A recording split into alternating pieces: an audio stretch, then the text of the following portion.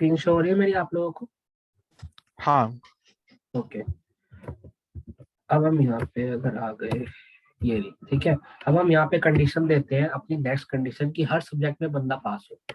So if के बाद हम यूज करते हैं एंड फंक्शन। एंड मतलब आप यहाँ पे मल्टीपल कंडीशन दे सकते हो आप एक साथ।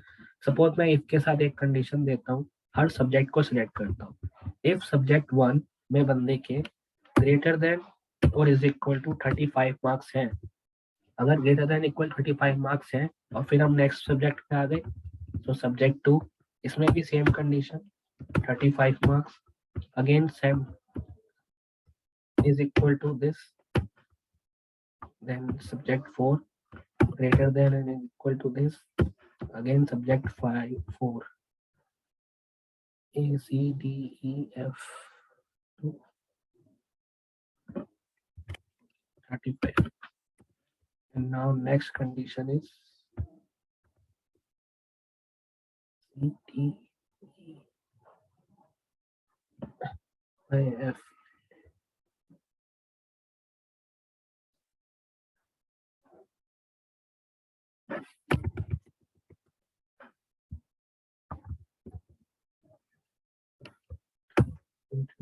Is equal to 35. Now fifth condition is G2 greater than is equal to 35. Okay, अब ये कंडीशन हो गई। अब इसके बाद हम यहाँ पे लिख देंगे अपनी वैल्यू फील्ड, जो कि है पास या फिर हो फेल, और हमें लिखना इन्वर्टेड कॉमा के अंदर है। अगर हम विदाउट इन्वर्टेड कॉमा लगाएंगे तो नहीं लिखा जाएगा।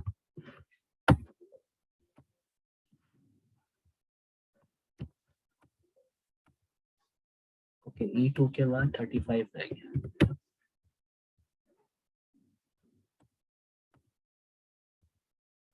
One two three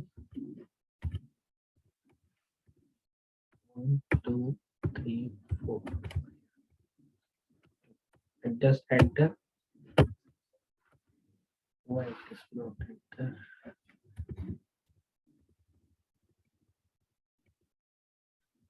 If C2 35, D2 35, E2 F2 and Z2, उसके बाद अगेन वन पास। ओके, हमें ब्रैकेट भी तो क्लोज करना है, ठीक है। तो लास्ट के बाद आपने ब्रैकेट क्लोज करना है, तब आपके जाके होगा। अब जब आप यहाँ पे लिखोगे इन्वर्टेड कॉमा के अंदर पास, और नेक्स्ट होगा आपका फेल।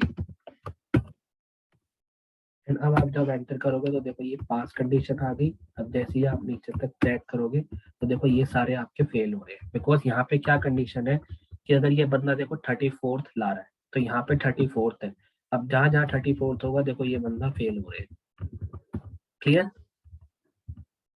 अब देखो ये हमारी कंडीशन लिखी हुई है। अब अगर इस कंडीशन को हम यहाँ पे कंट्रोल C करके, और अगर आप यहाँ नीचे पेस्ट भी कर लो कहीं पे, ठीक है, हो तो जाती है पास। ओके, इज इक्वल टू नहीं होएगा ना, इफ तक सिर्फ कॉपी कर लो, कंट्रोल C एंड एंटर कर लो। उसके बाद नीचे आके ना आप इसको नोट भी कर सकते हो। देखो यहाँ पे मैंने कंडीशन लिख दी। तो इस तरीके से आप अपने जितने भी फंक्शन को नोट करोगे ना, ऐसे नोट कर लो और यहाँ पे आके लिख लो कि ये इफ एंड कंडीशन, ठीक है। और क्या कंडीशन कहाँ पे लगी है उसको हाईलाइट करके रख लो, जिससे क्या होगा, कभी फ्यूचर में ये कंडीशन आपको लगानी है तो आप डायरेक्टली इस फंक्शन का यूज करके लगा सकते हो, ठीक है। अब अगर मैं बात करूं इफ और की, कि इफ और का मतलब क्या है, मैं वो यहाँ पे यूज करता हूँ। सपोज इफ और में गाइस आप देखो, आपने यहाँ पे कंडीशन दी कि इस बंदे के मार्क्स जो है वो सब में ग्रेटर देन और इक्वल टू होने चाहिए, बट और में हम कोई एक कंडीशन देते हैं। डबल नहीं दे सकते, is equal to greater than नहीं दे सकते, हम लेस देन दे सकते हैं, बिकॉज वहां पे ये कंडीशन होती है। सो अगर एक कंडीशन अगर मैं यहीं पे इसी पे लगाऊंगा, अगर इफ और के बाद मैं लॉजिकल टेक्स्ट सपोज ये वाला देता हूँ, सब्जेक्ट 1 इज लेस देन।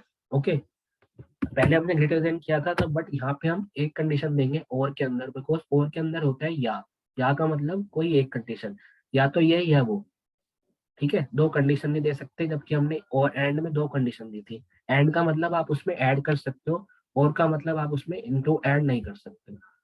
ठीक है, same way next this function less than 35, next है आपका this function less than 35 subject 4 this function less than 35 और 5 में है less than 35 cross value is true. तो यहाँ पे आएगा फेल। अगर लेस देन है बंदे के तो पहला कैटेगरी आए फेल, ना कि पास। वहां पे हमने पहले लिखा था पास, यहाँ पे हम पहले लिख रहे हैं फेल, बिकॉज यहाँ पे हमारी लेस देन कंडीशन है कि अगर लेस देन 35 होगा तो फेल हो जाएगा, और 35 से एक्स्ट्रा होगा, 35 या 35 के ग्रेटर देन होगा तो वो पास हो जाएगा। So just enter. अब आप देख रहे हो ये कंडीशन भी हमारी सेम आंसर देगी। देखो आंसर सेम है, बट कंडीशन यहाँ पे हमने इफ और वाली यूज करी है। क्लियर है यहाँ पे, कोई डाउट किसी को?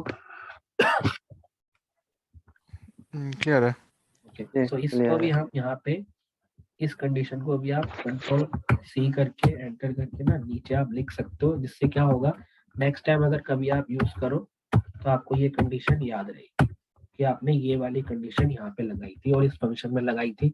तो इससे आपको क्या होगा ना, ये क्योंकि मेन जो है ना if condition, V lookup, match condition, ये सारी चीजें हमें बाद में ज्यादातर याद नहीं रहती है।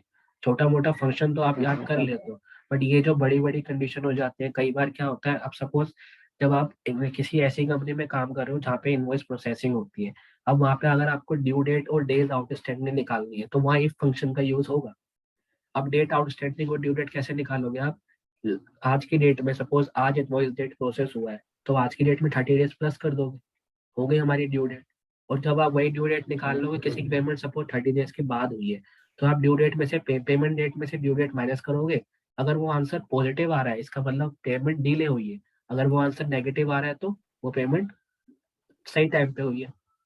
तो इस तरीके से आप वो निकाल सकते हो कि हम पेमेंट टाइम पे कर रहे हैं कि नहीं कर रहे। तो एक्सेल में हम इस तरीके से भी काम कर सकते हैं। अब ये फंक्शन को मैं यहाँ पे डिलीट कर रहा हूँ।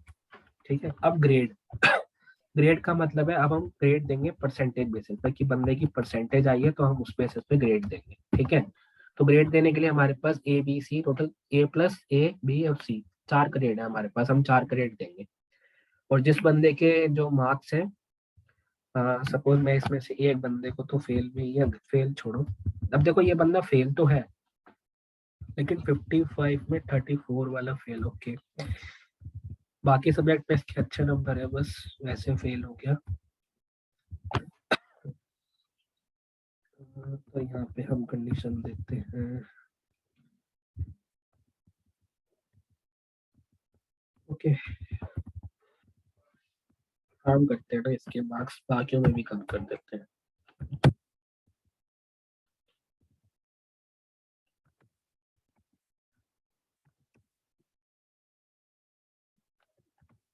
इस बंदे के वैसे ही इतने कम है तो उसको उसी तरीके से देखते हैं। ठीक है, अब मैं यहाँ पे ना कंडीशन लगाता हूँ। देखो ये बंदा फेल है, ये भी फेल ही है।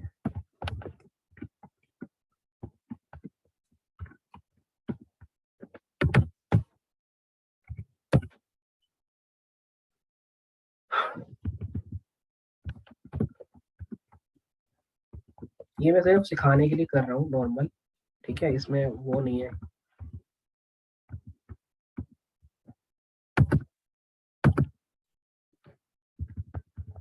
बिकॉज ना मुझे ग्रेड देनी है, और ग्रेड देनी है मुझे 40 से कम वाले जो है वो सारे फेल आ जाए एक ही बारी, तो इसलिए मैं वहाँ कंडीशन बना रहा हूँ। अब देखो ये बंदे की एवरेज तो 64% है, बट फिर भी फेल हो गया बिकॉज उसके एक सब्जेक्ट में 34 आए हैं। ठीक है, तो इस तरीके से मैं सिर्फ कंडीशन बना रहा हूँ।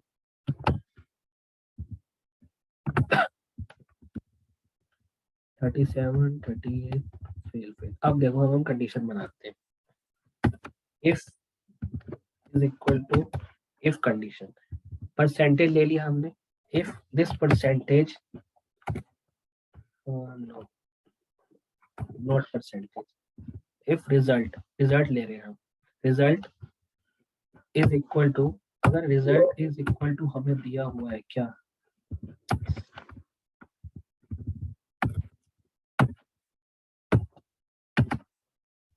रिजल्ट हमें दिया हुआ है और हमने इज इक्वल टू दे दिया फेल। अगर रिजल्ट में इज इक्वल टू फेल दिया है तो हम चाहते हैं फाइनल आंसर जो आ जाए वो फेल ही आ जाए। ठीक है, तो हमें ग्रेड निकालने की जरूरत नहीं है यहाँ पे। मतलब अगर हमें रिजल्ट में इज इक्वल टू फेल दिया है तो उसके आगे तो फेल आ जाए। बट नेक्स्ट कंडीशन हमें फॉलो करनी है, इफ अगर रिजल्ट में फेल नहीं दिया है, अगर रिजल्ट में फेल नहीं दिया है तो हम जाएंगे परसेंटेज पे। This one, if percentage is greater than और इक्वल टू 75% है, ठीक है, ग्रेटर देन और इक्वल टू 75% है, तो हम इस बंदे को दे देते हैं A plus category.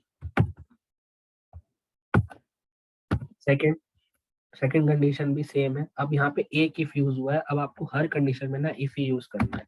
If again, if percentage जो है इस बंदे की वो ग्रेटर देन और इज इक्वल टू, अब की बार सपोज 60% है, तो हम इसको दे देते हैं ए कैटेगरी, सिर्फ not A plus A category दे देते हैं। फिर हमें इफ कंडीशन यूज करनी है, अगेन फिर सेम कॉलम हमें यूज करना है, is equal to greater than or is equal to, suppose इस टाइम 45% है, तो इस बंदे की आ जाए B grade.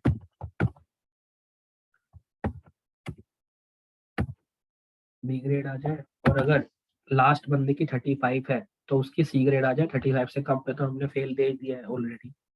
So if this condition greater than और इज इक्वल टू 35 है तो वो बंदे की आ जाए सी ग्रेड।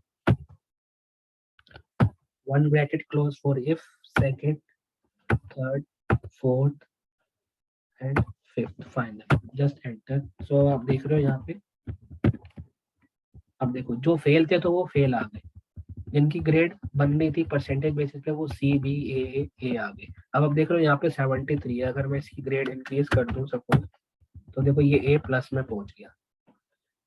ठीक है, तो इस तरीके से आप ग्रेड वाला फंक्शन यूज कर सकते हो। तो यहाँ पे हमारा इफ के साथ इफ कंडीशन भी यूज हो गई। एंड में आप कंडीशन ऐड कर सकते हो, मतलब डबल कंडीशन।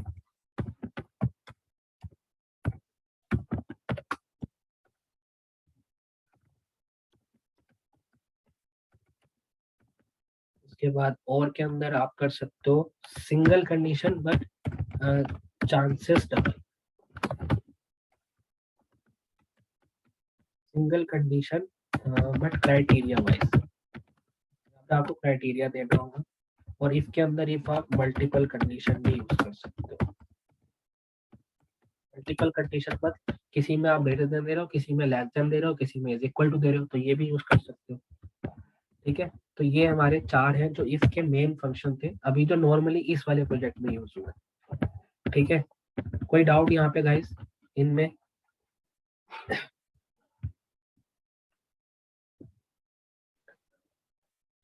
है कोई डाउट किसी को? प्रमोद और फेलिक्स आप में से? सर अब आप यहाँ पे जाके सपोज एक रो ऐड करती है और मैं इस रो को नाम देता हूँ स्टूडेंट रिकॉर्ड। स्टूडेंट रिकॉर्ड्स के नाम से नाम दिया। अब देख लो ये यहाँ पे आया है, बट मुझे इसको एकदम मिडल में लाना है।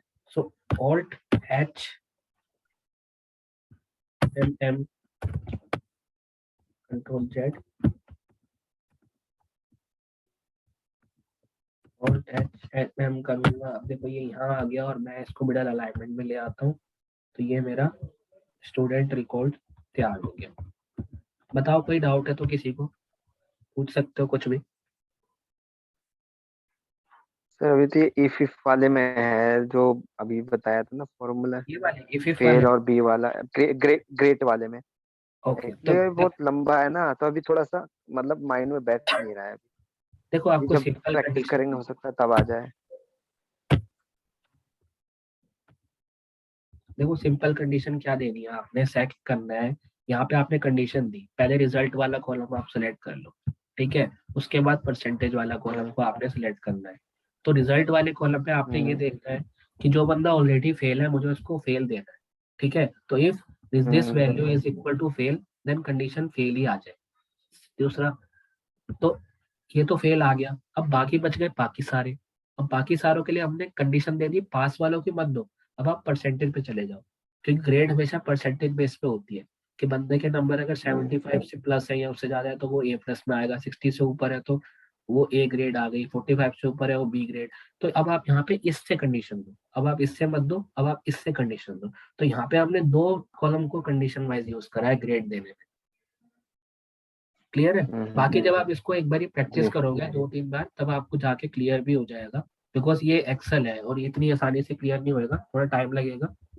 ठीक है, लेकिन जी देखो मैंने आपको बोला ना यस। प्रैक्टिस तो करनी पड़ेगी इसमें, पावर बेस ज्यादा प्रैक्टिस करनी होगी। और ठीक है। वैसे ज्यादा प्रैक्टिस करनी पड़ेगी। हाँ। अब देखो जी यहाँ पे फिर। सपोज आपको इसका स्टाइल वगैरह चेंज करना है, अभी आपका रिकॉर्ड बन गया, अब आपने थोड़ा स्टाइल चेंज करना है तो क्या कर सकते हो। सपोज मैं ये कॉलम हटा रहा हूँ नीचे से, ये नहीं चाहिए हमें, ठीक है, तो इसको मैं डिलीट कर रहा हूँ बिकॉज मुझे ये नहीं चाहिए। अब मुझे इसको स्टाइल चेंज करना है तो मैं यहाँ पे गया, data, view, page layout, shirt,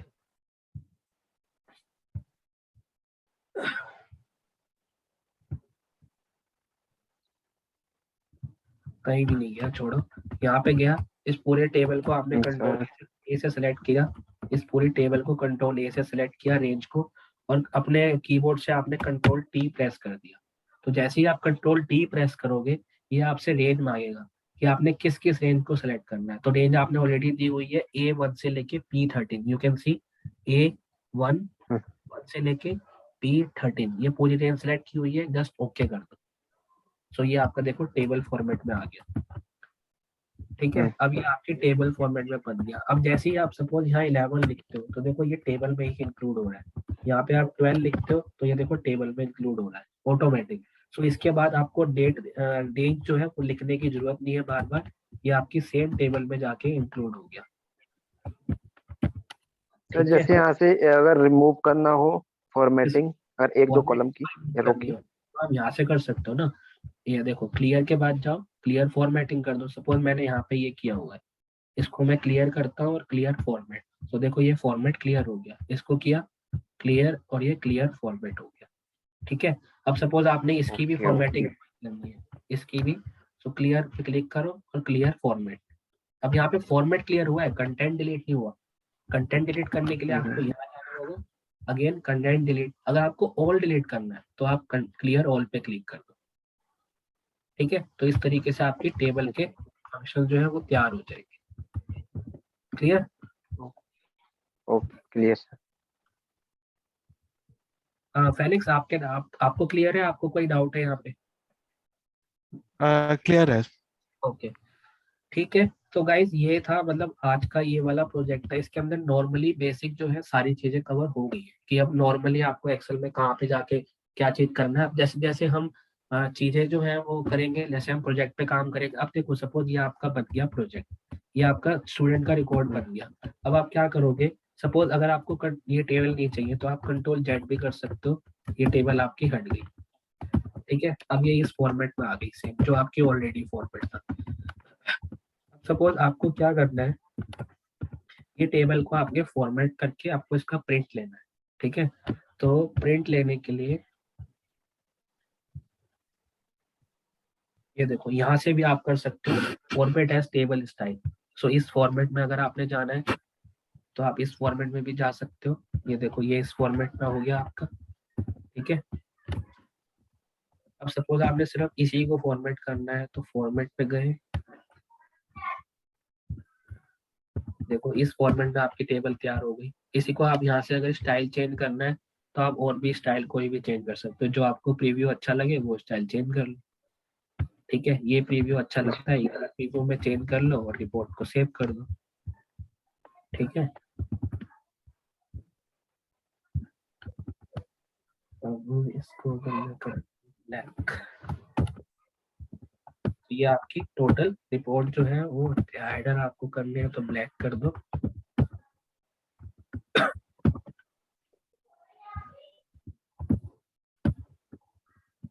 same way अब आपको ये वाली रो डिलीट करनी है बिकॉज मुझे नहीं चाहिए, तो मैं कंट्रोल माइनस कर देता हूँ।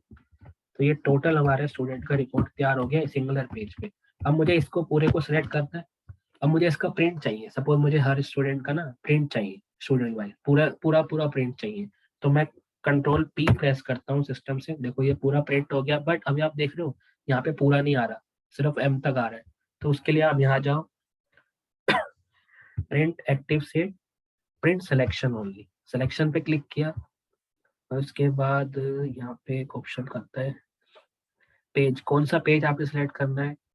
पोर्ट्रेट में गए, लैंडस्केप में गए, अब देखो ये आपका पूरा लैंडस्केप है बट फिर भी पूरा नहीं आ रहा। नॉर्मल मार्जिन, वाइड एरो, आप यहाँ से अपना मार्जिन भी सिलेक्ट कर सकते हो, ठीक है। तो इस बेसिस में मार्जिन हो गया। Fit sheet on one page, पूरा का पूरा डेटा जो है वो आपका वन शीट पे पेज हो जाएगा। तो आप फिट कर दोगे जब, तो आप देखो ये आपका पूरा आ गया, सीरियल नंबर से लेके पूरा रिकॉर्ड आपका आ गया। अब आप इसको डायरेक्टली प्रिंट सेव पीडीएफ करके, सपोज मैं सेव करना चाहता हूँ, तो सपोज मैं डेस्कटॉप पे सेव करता हूँ, ये फाइल आप मेल पे भेज सकते हो किसी को भी।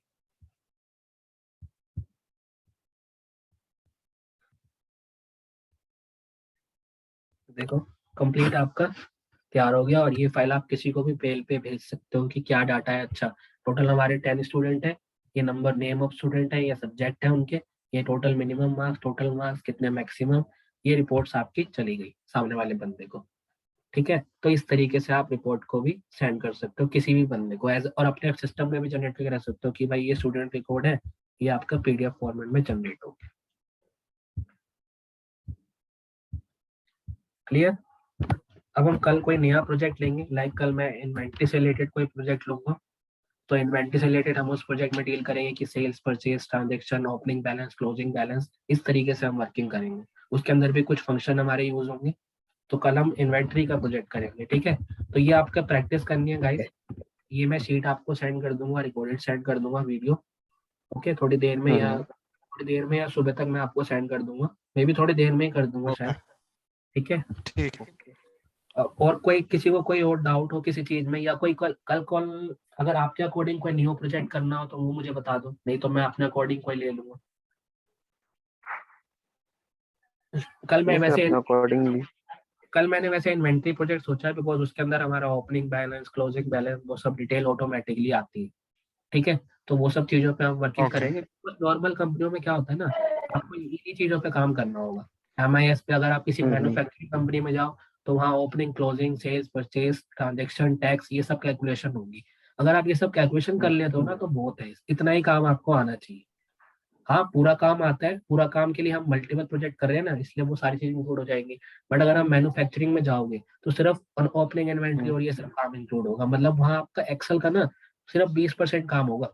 लेकिन जब आप चाहोगे किसी ऐसी कंपनी में जहाँ पे आपके पास जो प्रोजेक्ट है वो मल्टीपल होंगे, लाइक आप हो एक एमएनसी कंपनी के लिए काम कर रहे हो, और एमएनसी कंपनी में क्या होता है, वहाँ एक प्रोजेक्ट नहीं होता, वहाँ एक मैन्युफैक्चरिंग कंपनी नहीं होती, वहाँ सारी कंपनियां आती है, मैन्युफैक्चरिंग हो गई, सर्विस हो गई, ट्रेडिंग हो गई, तो वहाँ पे पूरा एक्सेल यूज होता है, ठीक है। एमआईएस का काम, जी। और मेरे पास बहुत सारी वैकेंसी भी आती रहती है एमआईएस वगैरह उसके लिए।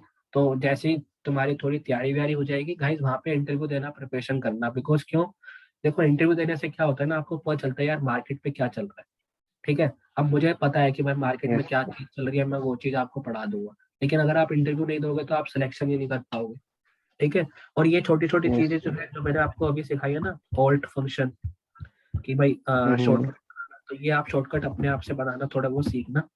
बाकी तो मैं शेयर करूंगा जैसे जैसे आप काम करते जाएंगे, यहाँ लिखते जाएंगे नेक्स्ट नेक्स्ट शीट में, ठीक है। तो इस शीट को भी वैसे, अच्छा शीट को सेव करने के लिए भी क्या करना है, कंट्रोल एस दबाओगे तो देखो शीट भी सेव हो जाएगी आपकी।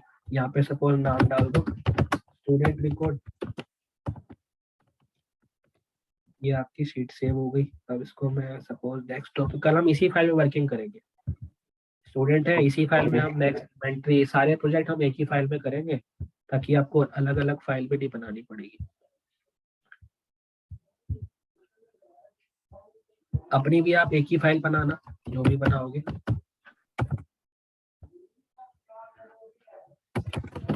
अच्छा एक चीज और देखना, जब हम कोई भी फाइल को सेव करेंगे तो देखो ये एक्सेल वर्कबुक होती है, ठीक है, और इसका जो सिंटेक्स होता है वो एक्सएलएसएस होता है, ठीक है।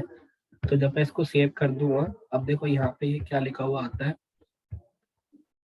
स्टूडेंट रिकॉर्ड, और जब आप इसको क्लिक करो तो देखो एंड में लिखा हुआ आता है माइक्रोसॉफ्ट एक्सेल वर्कशीट। एंड जब मैं इसको राइट क्लिक करूँ, राइट क्लिक करके अब मुझे इसकी प्रॉपर्टीज पे जाना है, तो मैं प्रॉपर्टीज पे गया। अब आप देखो टोटल फाइल साइज कितना है आपका 20.5 KB, और एक्सेल की फाइल के अंदर हमेशा ये साइज लिखा हुआ आता है XLS। ठीक है, तो ये आपके एक्सेल की फॉर्मेट की फाइल होती है।